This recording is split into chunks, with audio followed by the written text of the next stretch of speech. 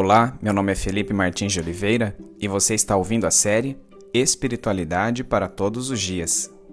A reflexão dessa semana encontra-se nos seguintes textos bíblicos: Mateus 1, de 18 a 25 e Lucas 2, de 1 a 20, e corresponde à semana 4 do Guia Devocional do Evangelho segundo Mateus, Marcos e Lucas, cujo título é O Nascimento de Jesus, parte 1.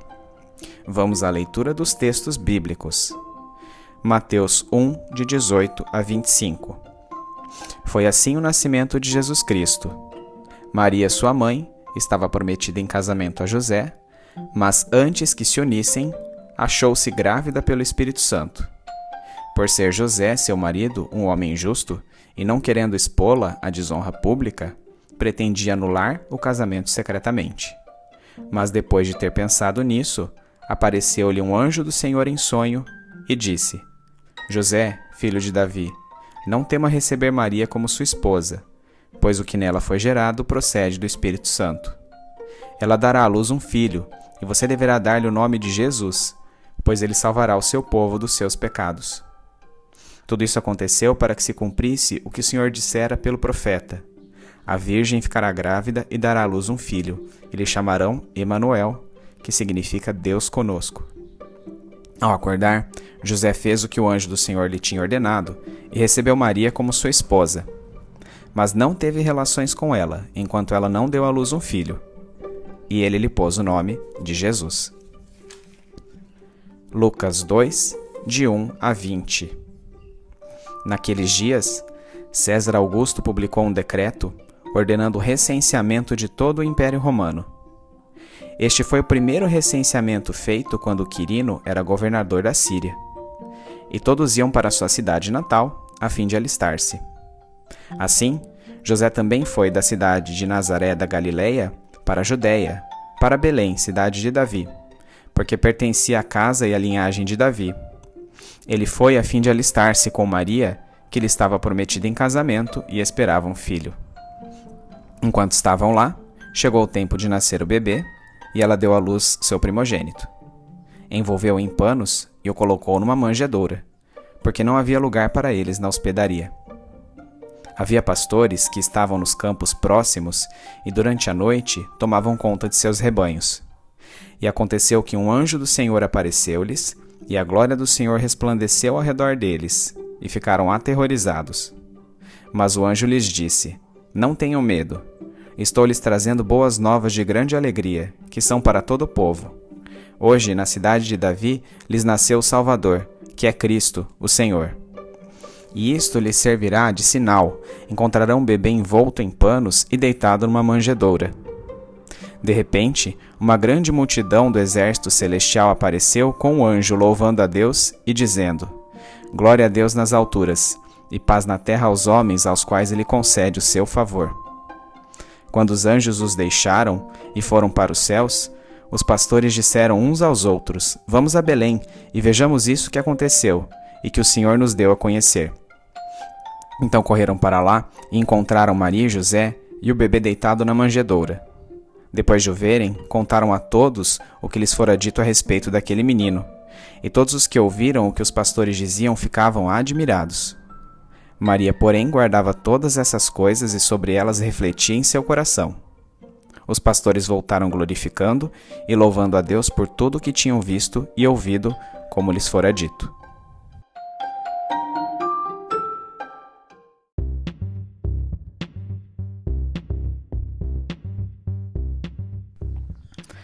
César fora um ramo da família aristocrática dos Júlios, que estabeleceu sua primazia sobre a República Romana na figura de Augusto, o qual se tornou o primeiro imperador de Roma. Este César Augusto expandiu o domínio romano para todo o território do Mediterrâneo e estabeleceu a Pax Romana, um estado de tranquilidade externa que viabilizou ampla manifestação das artes e arquitetura.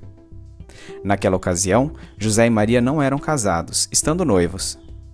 Para os judeus, o noivado da época, entretanto, era definitivo como um casamento, requerendo um processo formal de divórcio para que fosse rompido.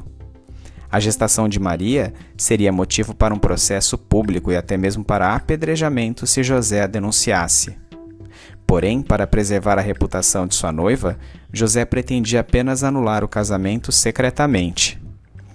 Antes que o fizesse, porém, José foi interpelado em sonhos por um anjo que lhe revelou que a gravidez de Maria, operada pelo Espírito Santo, era parte do plano de Deus para que o filho, a quem ele chamaria de Jesus, salvasse o povo de seus pecados. A gestação virginal de Maria constitui o cumprimento da profecia contida em Isaías 7,14, que diz assim: A virgem ficará grávida e dará à luz um filho, e lhe chamarão Emanuel, que significa Deus conosco. José obedeceu ao que o anjo lhe ordenara em sonhos, recebendo Maria como sua esposa. Mesmo oficializando o casamento, não teve relações sexuais com ela até que o filho nascesse. Enquanto Maria estava grávida, César Augusto emitiu um decreto ordenando o recenseamento de todas as pessoas que vivessem dentro das fronteiras do império. Este censo tinha duas finalidades: alistamento militar, do qual os judeus estavam isentos, e o pagamento de impostos. Para esse último objetivo, cada família deveria documentar os nomes de seus membros, incluindo os servos de sua posse, e a seguir declarar bens, propriedades, dinheiro e recursos humanos para fornecimento ao Império Romano. No período em que César Augusto era imperador, Quirino governava a província da Síria, na qual estava contido o território da Palestina. A análise de dados históricos permite constatar que este Quirino exerceu o cargo de governador em duas ocasiões. Primeiro entre 6 e 4 a.C., que abrange o censo que Lucas relata aqui, e depois de 6 a 9 depois de Cristo, quando então foi ordenado um outro recenseamento, citado em Atos 5:37. Para que o recenseamento fosse efetuado, cada cidadão precisava dirigir-se à cidade em que seu ancestral estava registrado. Tanto José quanto Maria eram descendentes de Davi, e por esse motivo dirigiram-se de Nazaré, localizada na província da Galileia, a Belém, chamada cidade de Davi, situada na província da Judéia. Como não havia lugar para ficarem hospedados na cidade, naquela noite José e Maria foram a uma espécie de caverna, e ali Maria deu à luz ao bebê, a quem chamou de Jesus. O recém-nascido foi envolto em panos e deixado num coxo ou manjedoura, recipiente usado para dar de comer aos animais. Nos arredores daquela caverna, um anjo do Senhor apareceu a alguns pastores que apacentavam seus rebanhos, e então uma nuvem abrilhantou-se diante deles, a chamada glória do Senhor, deixando-os atemorizados. Tranquilizando-os, o anjo explicou que o motivo de seu aparecimento e da presença da glória divina era o nascimento do Messias, salvador de seu povo, expressão traduzida para o grego como o Cristo. Interessantemente, o vocábulo Messias é aqui equiparado a Senhor, palavra rotineiramente usada para descrever o próprio Deus no Antigo Testamento. Não era intrínseco da teologia judaica atribuir caráter divino ao Messias, que era por eles referido como o Cristo do Senhor. Aqui, contudo, ele é descrito como Cristo, o Senhor. Subitamente, mais anjos se unem ao primeiro ser celestial, entoando um cântico conhecido como Gloria in excelsis Deo, primeiras palavras da Vulgata Latina. O hino assim diz: Glória a Deus nas alturas e paz na terra aos homens aos quais ele concede o seu favor. Ao contrário da Pax Romana, os anjos anunciam uma paz duradoura, de acesso universal, por meio do Messias recém-nascido, disponível a todos aqueles que crescem nele. Tendo recebido como sinal de que o bebê estaria envolto em panos e deitado numa manjedoura, aqueles pastores dirigiram-se apressadamente a Belém assim que o cântico celestial terminou, encontrando a cena sobre a qual haviam sido avisados. Os pastores compartilharam com outras pessoas acerca da visão celestial e do seu encontro com o bebê Jesus, gerando grande admiração entre o povo. Contrariando a efusividade dos pastores, Maria tranquilamente guardava essas coisas em seu coração, refletindo acerca delas.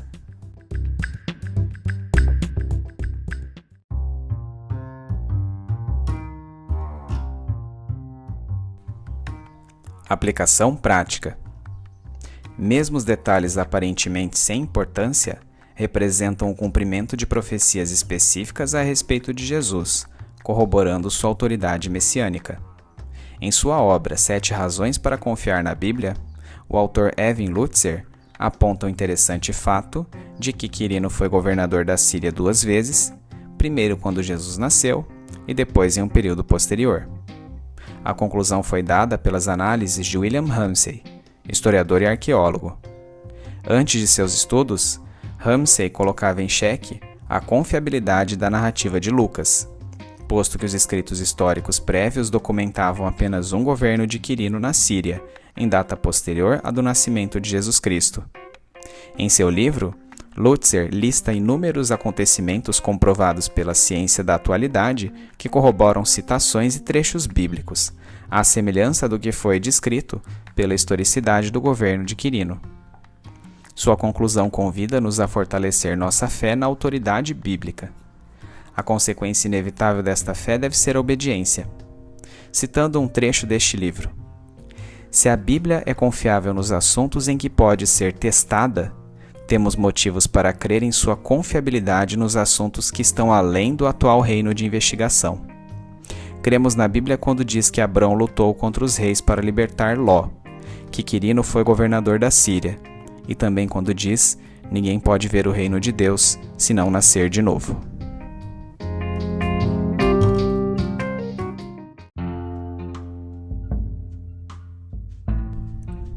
Trazendo da mente para o coração. Não há lugar, não há lugar. À medida que Maria e José ouviam esta frase, intensa ansiedade sobrevinha a seus corações. As dores de parto já começavam.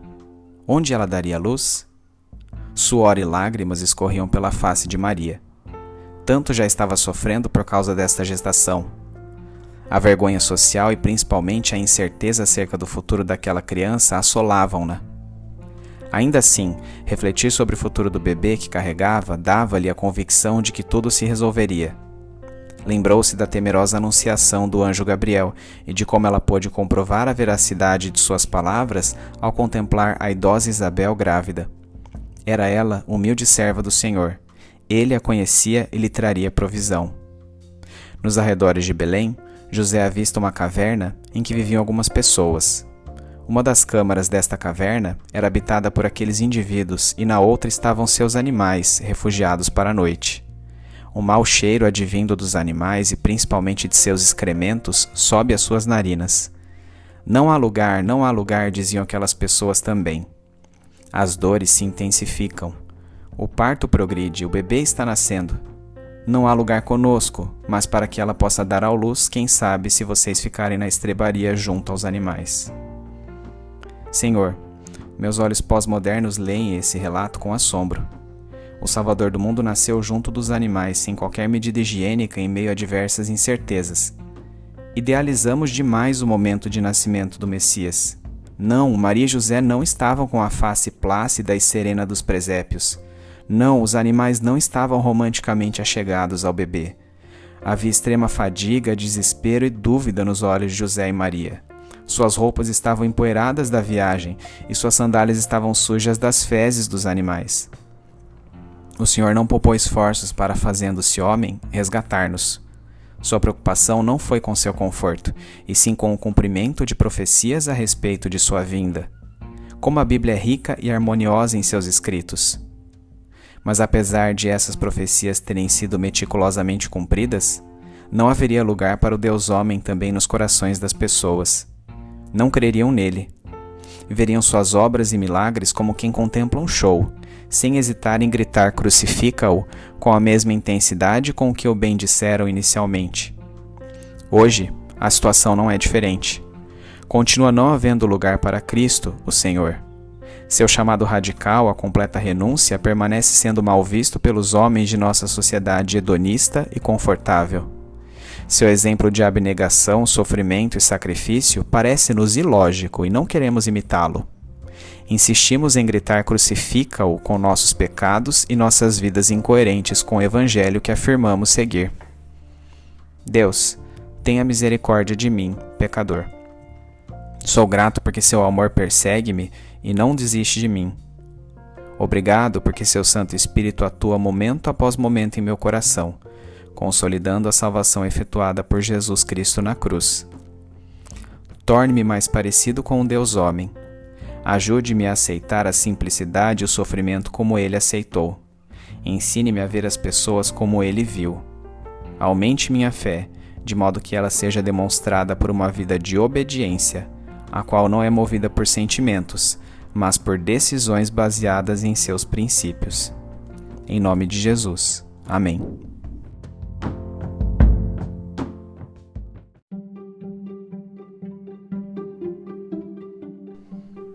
Medite mais sobre este texto ao longo da semana. Domingo. Leia os textos de Mateus 1, 18 a 25 e Lucas 2, de 1 a 20, bem como os comentários sobre eles. Segunda-feira. Como deveria ocorrer o recenseamento ordenado pelo imperador romano no primeiro século? Quais eram seus objetivos e que desdobramentos essa ordenança teve sobre as profecias a respeito do Messias? Terça-feira. Contraponha a apresentação que o evangelista Lucas faz de Jesus, como Cristo, o Senhor, na passagem bíblica lida, com a concepção judaica habitual acerca do Messias, o Cristo do Senhor. Quarta-feira. Que importância tem a veracidade dos fatos comprováveis, históricos e geográficos, por exemplo, para embasar a autoridade da Bíblia? Quinta-feira. O que quer dizer a frase do autor Erwin Lutzer? Se a Bíblia é confiável nos assuntos em que pode ser testada, temos motivos para crer em sua confiabilidade nos assuntos que estão além do atual reino de investigação? Sexta-feira. Agora que a comprovação da autoridade bíblica em assuntos históricos e geográficos é conhecida por você, que consequências terão em sua vida hoje seus ensinos espirituais? Por meio da Bíblia, Deus tem provado sua verdade a nós. Qual tem sido sua resposta a isso? Sábado.